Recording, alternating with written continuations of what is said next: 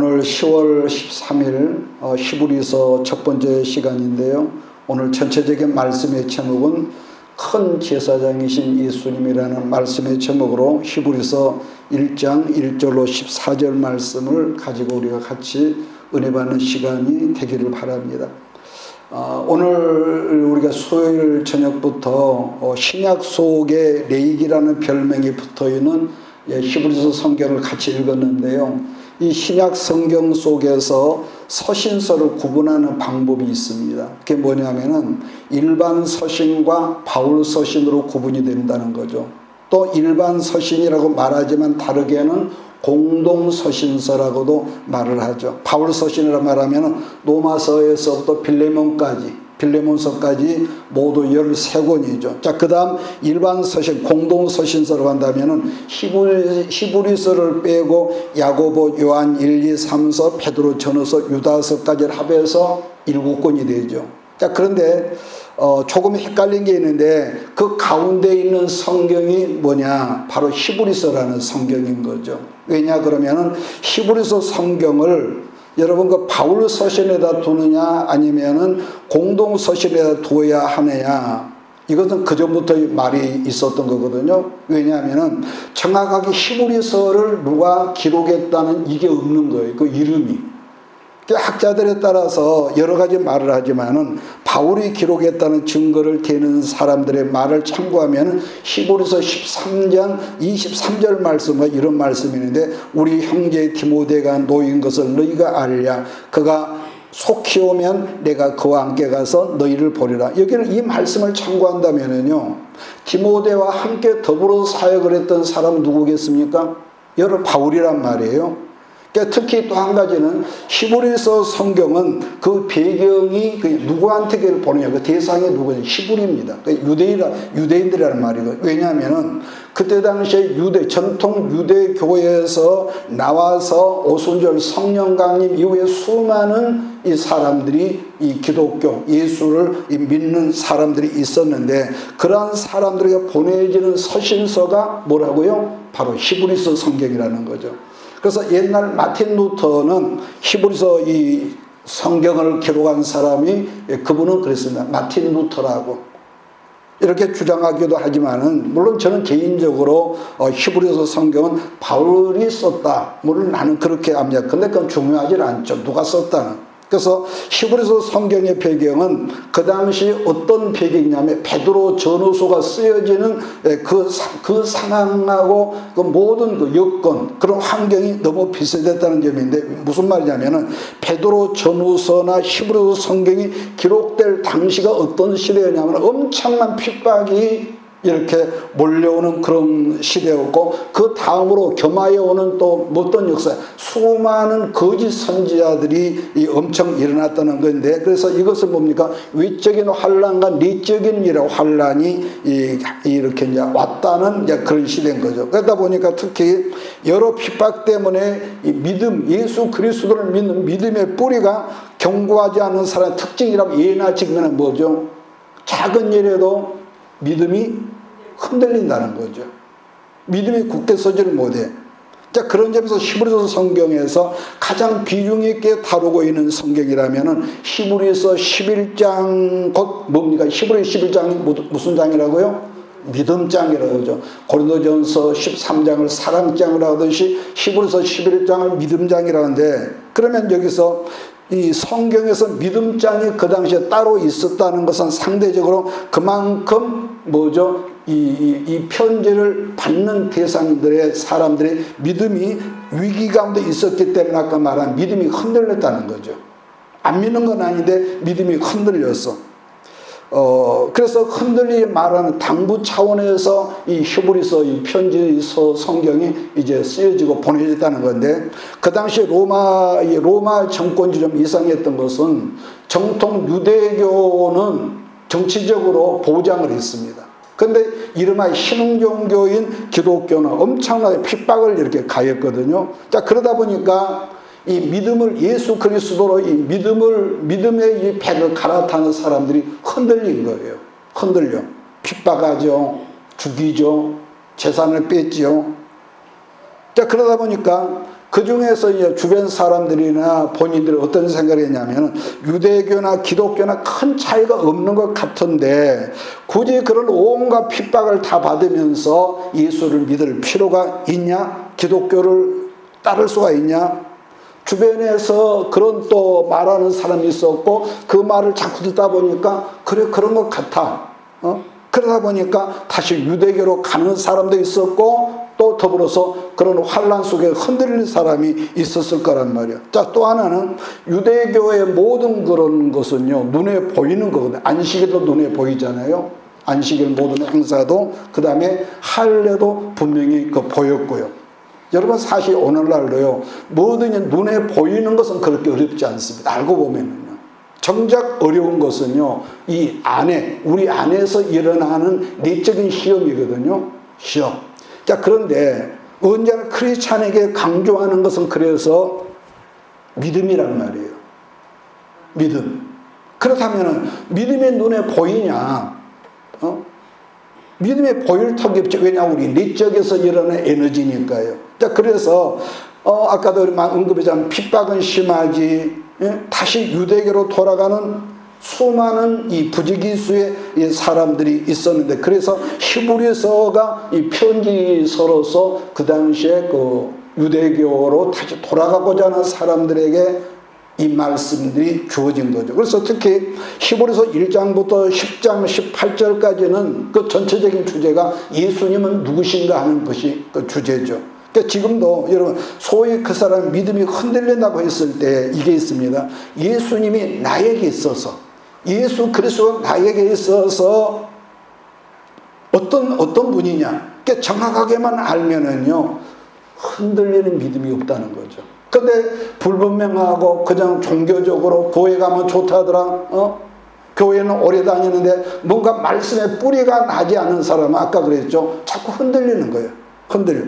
근데 예수가 누구인지를 분명히 파악하는 사람은 육신으로 살아가는 세상에서 아픔과 환난과 상처와 시험이 없는 사람 누가 있겠어요. 근데 그런 것이 있을지라도 끄떡없다는 거죠. 그 다음에 10장 19절부터 마지막 13장까지는 여러 가지 핍박 가운데 믿음으로 내가 과연 어떻게 살 것인가, 믿음으로 살면 어떻게 살아야 할 것인가. 특히 히브리서에서 예수님을 강조하는 것이 뭐냐면은 예수님은 구약의 어떤 선지자보다 뛰어나다 첫째거든요. 둘째는 예수님은 하늘에 있는 천사들보다 뛰어나다. 특히 2장부터 10장까지 이 강조하는 것은요 예수님은 어떤 제사장보다 더 뛰어나다. 또 제사장 중에서 제일 큰 제사장 뭐라고 그러죠? 대제사장인데 근데 여기서는 큰 대제사장, 큰 대제사장이라고 이 말을 하고 있는데 그러므로 우리 예수님은 이 땅의 어떤 제사장보다도 더 뛰어난 분이 예수 그리스도다. 그러니까 성경에서 제사장 이야기가 제일 많이 나온 성경이 어디라고 기억하십니까? 구약의 레위기 성경이죠. 레위기. 그런 점에서 히브리 성경을 아까 언급했지만은 신약 속에 들어있는 레위기라고 하는 거죠. 신약 속에.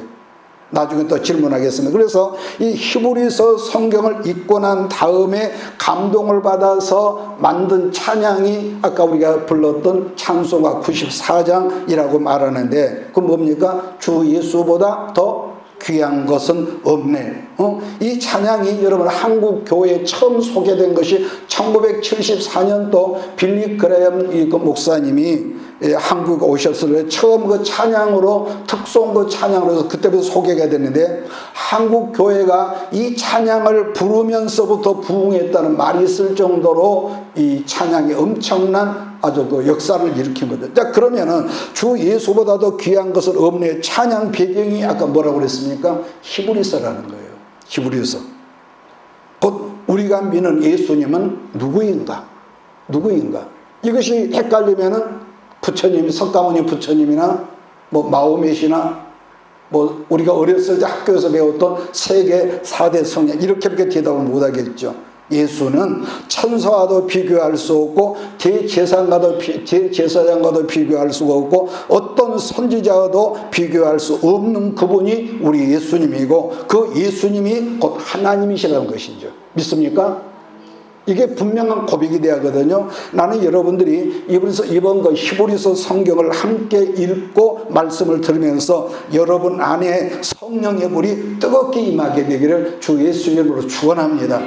그래서 오늘 첫 시간에는 히브리서 1장을 이렇게 이제 먼저 소개를 하는데 반복하겠습니다. 예수님은 천사보다도 뛰어나고 선지자보다도 어떤 그 대제사보다도 뛰어나다 이게 1장 전체의 내용이라고 그랬는데, 자 그리고 나머지가 전부 다 알겠지만 그 어떤 큰 대제사장보다도 뛰어나다는 이것이 히브리서 성경 여러분 전체의 주제가 된다. 이렇게 말해도 틀리지 않을 것입니다. 만약에 누군가 여러분에게 히브리서가 뭐냐 한다면은 예수 그리스도를 가장 정확하게 설명한 신약 속의 내용이다 이렇게 말해야 돼요. 정답에서 어긋나지 않을 것입니다.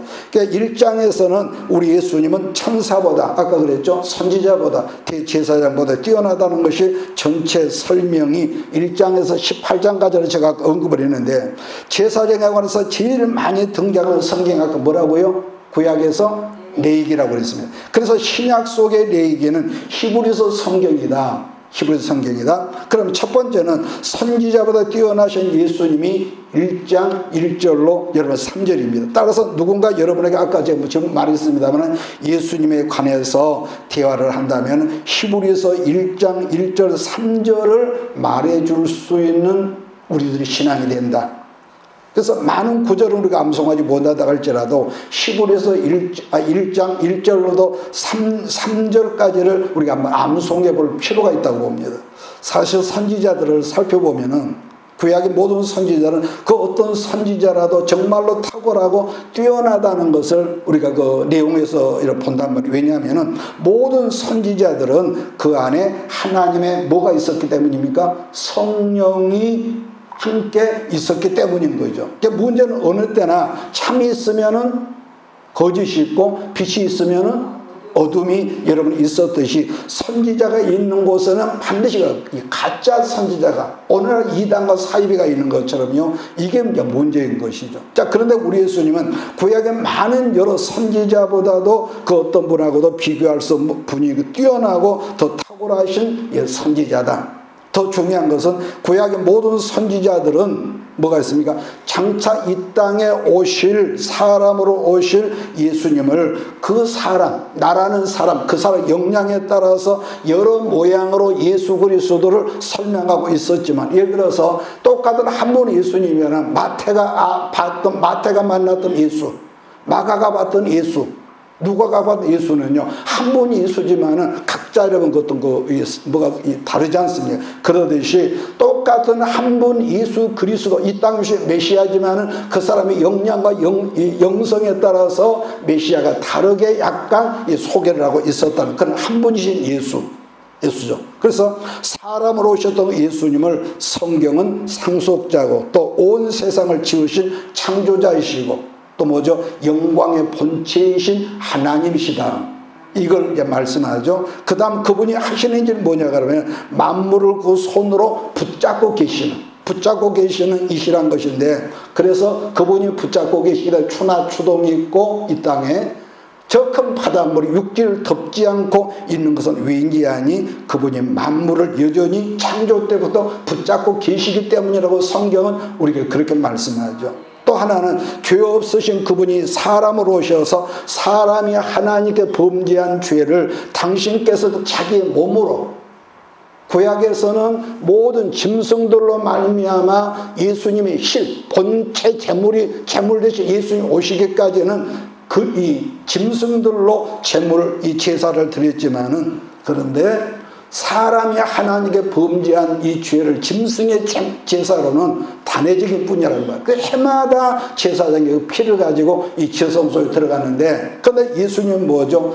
본체이시기 때문에, 사람이기 때문에. 근데 사람은 제물은 뭐죠? 첫째로 죄가 없어요. 그래서 나나 여러분이나 죽어봤자 우리의 원죄를 죽는 거기 때문에 뭐가 없지만은 없어. 그런데 예수 그리스도는 그 본질 자체가 여러분과 나는 제가 말하죠. 우리 아버지 씨가 어머니의 밭에 떨어지는 죄의 종자이기 때문에 우리는 자격이 없죠, 제물로서. 그런데 예수님은 그분 존재 자체가 성령으로 오셔서 여자, 동정녀, 어린 처녀의 몸에 밭에 떨어져서 사람을 입고 그분이 오셨는데 그분이 3년 반의 공생을 끝내고 대속의 제물로 십자가에 죽어주심으로 말미암아 우리의 모든 죄를 십자가에서 씻어주신 것을 뭐죠? 내가 믿습니다 할 때부터 그때부터 그 사람은 하나님의 자녀예요. 백성이라는 것이죠. 그래서 또 성경은 보편적으로 예수님을 설명할 때 보호자 우편에 서 계시다 이렇게 보통 말을 합니다. 그래서 보호자 우편에 서 계시다는 말은 아직 역사하고 일하고 계신다는 뜻이지만 그 본문에서 예수가 어떻게 말씀하냐, 보호자 우편에 앉아 계시니라고 그렇게 말합니다. 앉아 계시다. 앉아 계시다는 말씀의 뜻은 이미 모든 사역을 끝내셨다, 이루셨다, 마침표가 찍어졌다는 그 의미를 지니고 있단 말이에요. 그래서 성경에서 예수님의 보좌 곁에 서 있다면은 우리 예수님이 일하고 계시다는 뜻이고, 앉아 계시다는 말씀은 모든 사역을 마치셨다는 뜻으로 이해를 해도 그것이 틀리지는 않는다는 것이죠. 그러므로 이 땅의 모든 교회의 능력의 회복을 말한다면 예수님을 믿는 믿음의 회복이라는 거죠. 그러지 않겠습니까? 믿는 믿음의 회복. 옛날 1974년까지도 잠깐 언급했지만 우리나라의 민족 대성회를 기점으로 해서 믿음의 한국을 일으켜 세웠듯이, 여러분 우리가 이 종말에 여러분 우리가 살아가는 삶 속에서 우리가 육신으로 살아가는 세상은요, 내가 아무리 조심해도 우리는 인간관계에서 상처를 받고, 부부지간에 서로 사랑하고 서로 존경하고, 그래도 서로 간에 뭔가 어느 순간에 트러블이 생기고 있지만은, 그러나 중요한 것은 어떤 상황과 형편이 있을지라도 예수님은 내 생명의 주인이십니다. 예수 그리스도는 내 생명의 왕이십니다. 이 신앙 고백만 여러분에게 분명히 있다면은 우리는 어떤 상황 속에서도 일어설 수 있음을 나는 믿습니다. 자, 히브리서 1장 1절로 3절 말씀을 읽으면서 본문 말씀을 열어나가겠습니다. 같이 읽습니다. 옛적의 선지자들을 통하여 여러 부분과 여러 모양으로 이 모든 날 마지막에는 아들을 통하여 우리에게 말씀하셨으니 이 아들을 만유의 상속자로 세우시고 또 그로 말미암아 모든 세계를 지으셨느니라. 이는 하나님의 영광 그 본체의 형상이시라. 그의 능력의 말씀으로 만물을 만드시며 죄를 정결하게 하는 일을 하시고 높은 곳에 계신 지극히 크신 이의 우편에 앉으셨느니라. 제가 지금 읽은 말씀을 이름하여 케르그마 혹은 다르게는 선포라고 말하죠. 선포.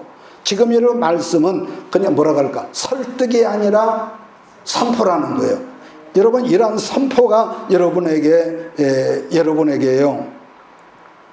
선포가 있으면은 어떤 뜨뜻미지근한 신앙이 아니라 힘이 있는 신앙으로 여러분을 나도 모르게 세우게 되는 역사가 있을 것을 저는 믿습니다. 반복하지만은 말씀을 안다는 지식이 있는 건 굉장히 중요한 거예요. 그런데 더 중요한 것은 말씀을 내가 안다는 것으로는 어떤 능력이 없지만은 여러분이 아는 말씀, 배운 말씀을 말로 선포하십시오. 할렐루야. 선포할 때에, 왜 그러냐, 선포할 때에 그 말씀이, 내 입에서 나오는 말이지만, 말씀이지만 선포하는 말씀이 내가 듣는단 말이에요. 그래서 그 말씀이 여러분의 어떤 것을 힘있게 세우는 능력이 그 말씀 속에 나타나요. 그래서 아는 것, 그것도 중요하죠. 근데 알고 들어 배운 것을 삶 속에서 힘들고 어렵고 이럴 때 이렇게 한번 해보십시오. 예수는 나의 왕이십니다. 이게 굉장하단 말이에요. 예수는 나의 왕이십니다. 자, 그 다음에 두 번째로 등장하는 것은 여러분 그 4절로 14절은 천사보다도 뛰어나신 예수님이라는 말씀인데, 그러면 여기서 왜 굳이 히브리서 기자는 천사란 말을 했냐면은 옛날에는요, 천사라는 것에 대해 굉장히 관심이 많았던 것 같습니다. 그러니까 중세 시대에 여러분 그려진 보통 그림들을 보면 지금은 그걸 성화라고 그러는데요. 성화라는 그림들을 치고 보면 거의 다 천사에 대한 그림들이 굉장히 많습니다. 그만큼 천사를 동경하는 마음들이 사람들 속에 있었기 때문인데, 근데 중세기 이후로는 그러니까 18세기 이후로는 사라졌던 천사에 대한 그런 그 책들이라든가 그런 것도 요즘 다시 회자되는 것을 요즘 보게 되는데, 따라서 중세 시대까지는 우리 예수님을 어떻게 생각을 했냐, 천사 중에 한 분이라고 생각하는 이 설들이 굉장히 이 신학 속에서 많았다는 거. 자, 그런데 성경은 뭐랍니까? 아니야, 결단코 아니라고 말하죠. 그러니까 간단히 말해서 모든 천사들은 하나님 지으신 뭐지요? 여러분과 내가 하나님 피조물이듯이 천사도 피조물이라는 거예요. 그렇다면 그럼 본문에서 강조하는 예수님은 누구냐? 처음부터 말씀하여 온 자. 그분이 누굽니까? 하나님, 말씀하여 온 자. 그러나 예수라는 그 이름은 뭐죠? 이 땅에 사람으로 오셨던 생명의 구속자라는 이름이 누구요? 예수. 그래서 마태복음 1장 21절에 뭡니까? 그 이름을 예수라 하라. 그 뜻은 뭡니까? 자기 백성을 죄 가운데 구원할 자라는 것이 예수라는 거예요. 예수.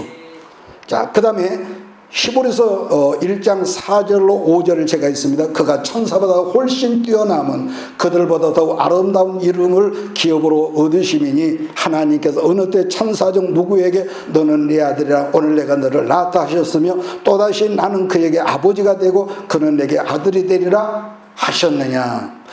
여러분들 이와 같은 병행구절이요, 병행구절의 말씀이 시편이나 사무엘 상에 있는데, 본문 성경 아래를 보면은요, 아래를 보면 난해주의 기록이 있으니까 말씀을 들으면서 성경을 찾아보면은 우리가 굉장히 이 말씀을 이해하는 데 도움이 될 겁니다. 자, 그 다음으로 하나님의 천사들이 우리 예수님께 예배를 드린다는 거죠.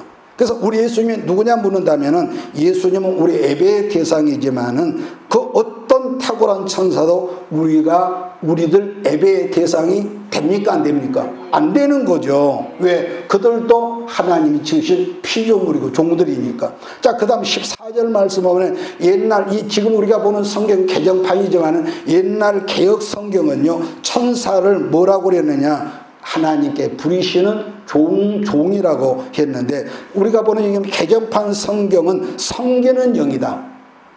성계는 영이다.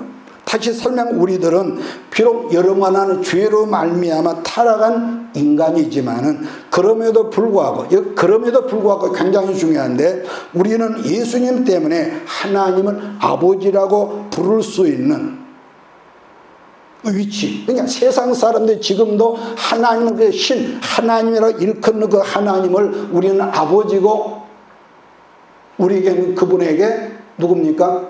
자녀란 말이에요. 또 종은 아무리 탁월해도 종을 부릴 수는 없지만은 자녀인 우리들은 우리가 비록 허물이 많고 부족할지라도 천사들을 부리는 위치. 왜? 군번이 다르잖아요.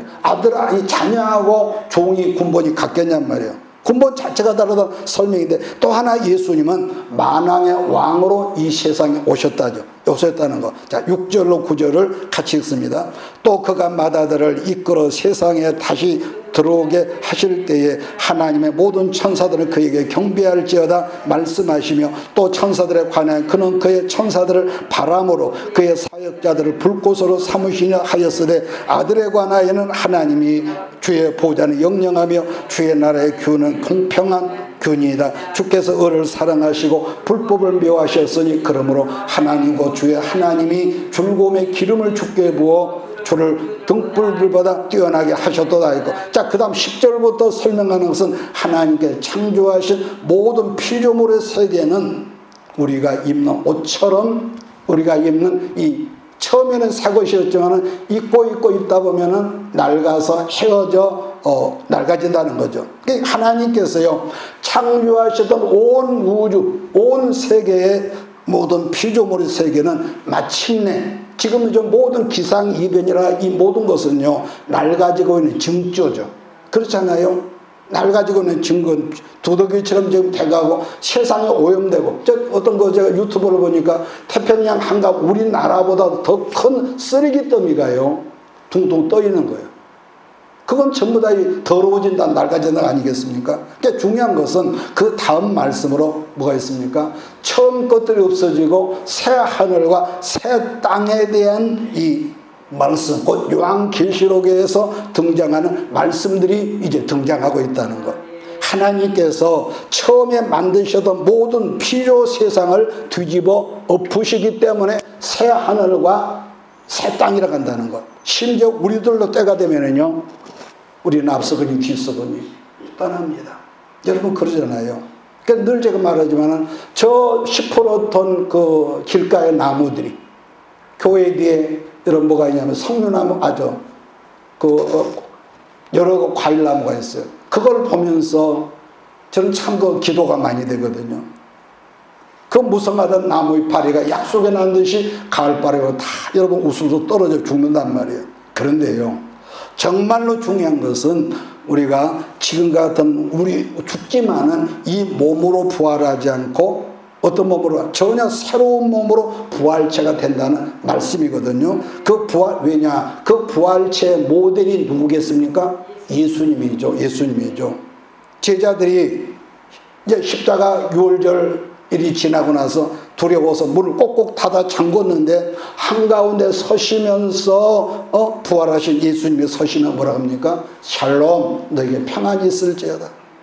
문제는 제자들이 지금 우리 앞에 서 계신 분이 혹 영으로 오셨나 하고 오해를 하고 있었더니 그 오해를 그러니까 부활하신 예수님의 배가 고파서 음식을 요구한 것이 아니라 제자들이 믿지 못하고 두려워 떨고 있으니까 오해를 풀어주려고 뭐라고 합니까? 너희에게 먹을 것이 있니? 그래서 제자들이 떡을 드렸더니 제자들이 보는 가운데서 떡을 잡수시다라는 거죠. 성경상 부활은요, 예수님 말고 성경상 부활은 두 번이 있습니다.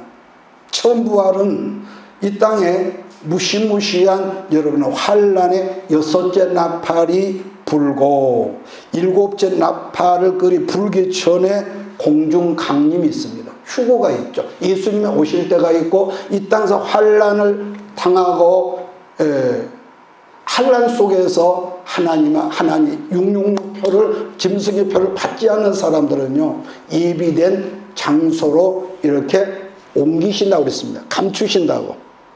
그때는 어떤 짐승 정권도 하나님이 감추신 사람, 보호처로 예비된 사람, 마치 고센 땅 같은 그런 곳에 예비된 곳으로 피난시킨 사람들은요, 건들지를 못하죠. 못하는데, 그래서 일곱째 나팔이 불기 전에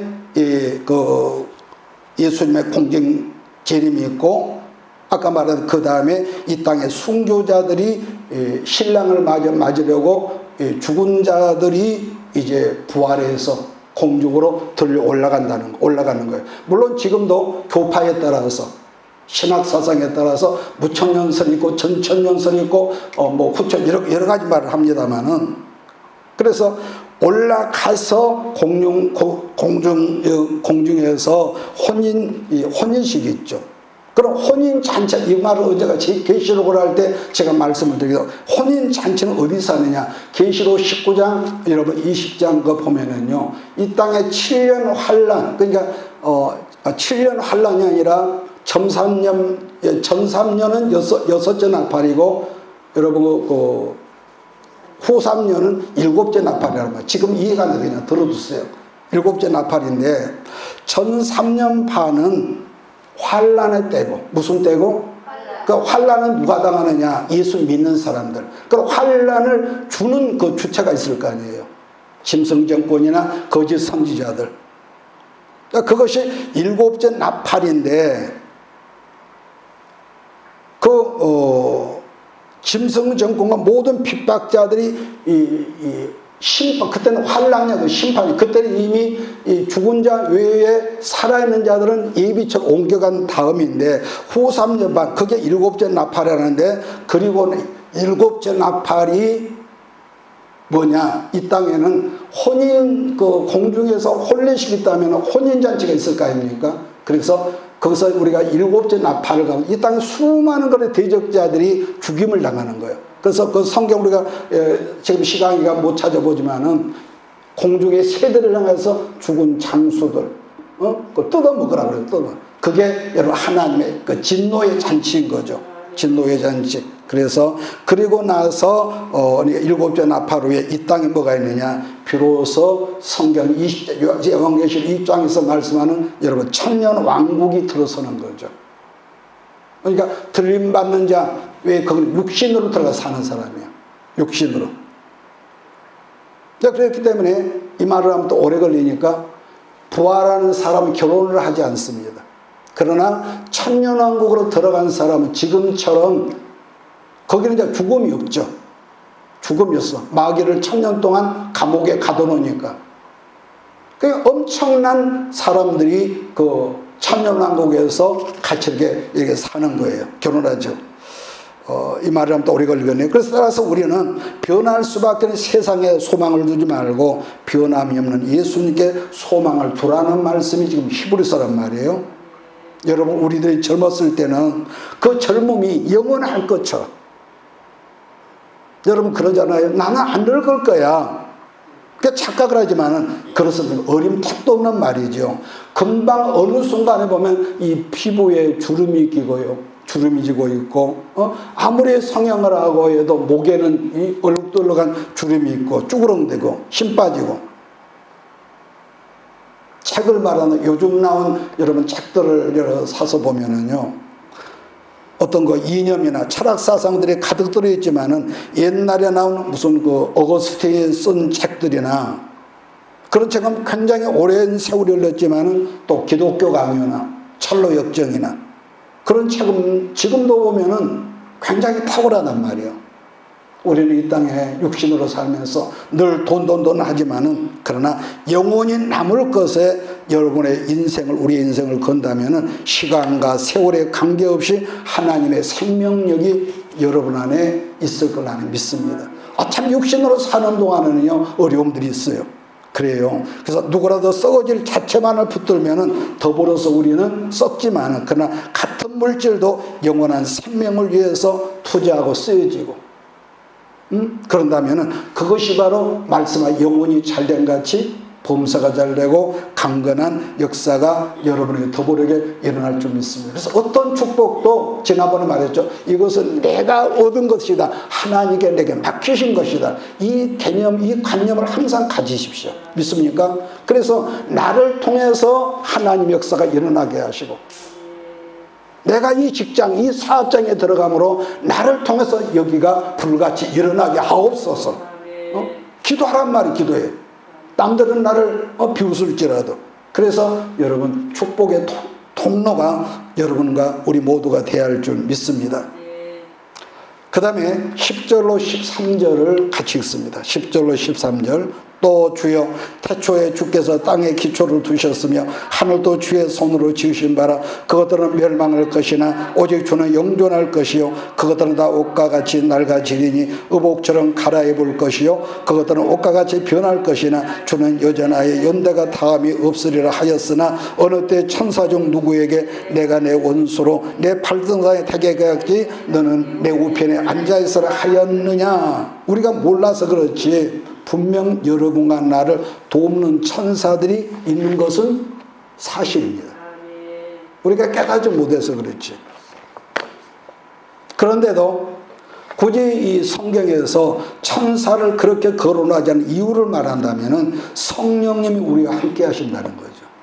이걸 구분하셔야 합니다. 성령님. 왜냐하면 성령님은 천사를 부리시는 이시거든요.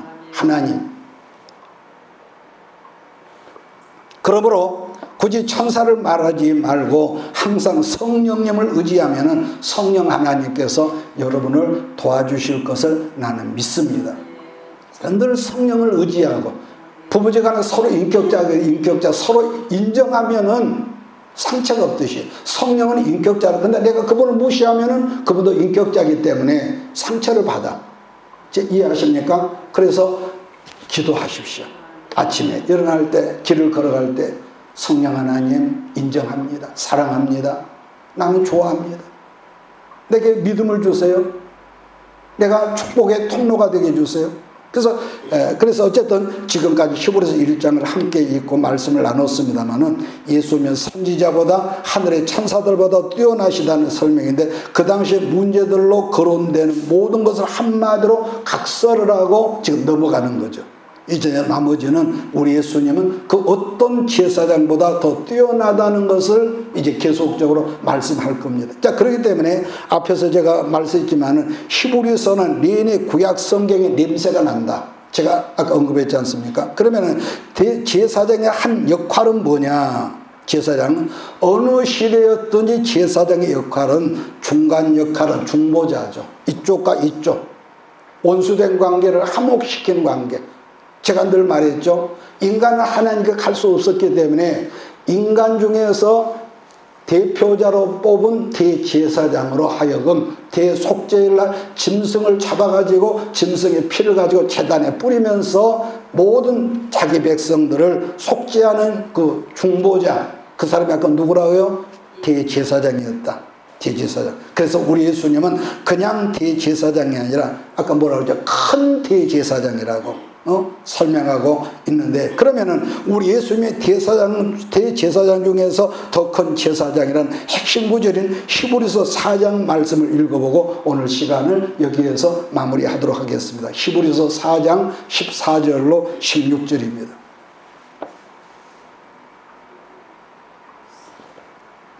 히브리서 4장 14절 16절 같이 읽습니다. 그러므로 우리에게 큰 대제사장이 계시니 승천하신 이 곧 하나님의 아들 예수시라.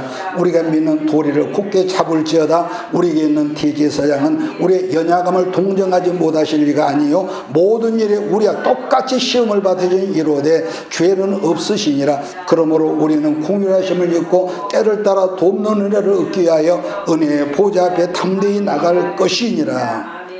우리 예수님이 어떤 대제사장이에요? 큰 대제사장.